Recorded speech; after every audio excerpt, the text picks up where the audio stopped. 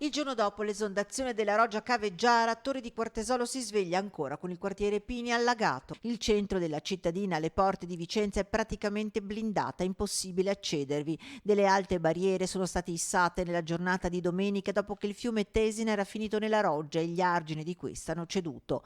Al lavoro protezione civile e vigili del fuoco, le strade del quartiere sono un fiume d'acqua dove bidoni della spazzatura, cassette, sacchetti, perfino un giocattolo galleggiano.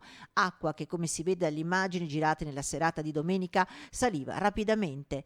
Il racconto di quanto vissuto nelle testimonianze dei residenti. E mi sono precipitata qua perché il papà è da solo, quindi e alle 4:30 arrivava qua, un'ora e mezza dopo era già altissima, altissima e ha continuato a salire fino all'1:30 stanotte.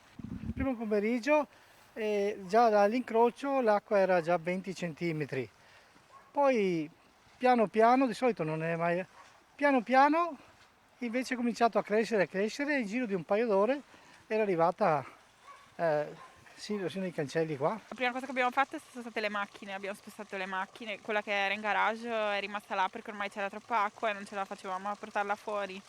L'altra grande l'abbiamo salvata, però è rimasta là. E poi noi abbiamo un bambino piccolino, quindi abbiamo visto che l'acqua si alzava, poi noi siamo al piano terra, quindi ho preso le prime cose e siamo scappati. Auto immerse nell'acqua, scantinati, garage completamente distrutti, danni per centinaia di migliaia di euro, anche se il conteggio effettivo è ancora da fare, ma nel frattempo monta la rabbia tra i residenti. Loro sanno che l'acqua viene dalla roggia di qua, di 7K, allora cominciate a preparare, a me, la gente che sta qua. Qua se va più avanti, abbiamo una casa che ha 4 metri di acqua. Il comunitore di Quartesolo si deve vergognare perché un'allerta la doveva lanciare prima, no? Aspettare che si spaccasse l'agene dietro. E ieri sera sono andato a prendere i sacchi, li stavano preparando al momento, non è assolutamente concepibile.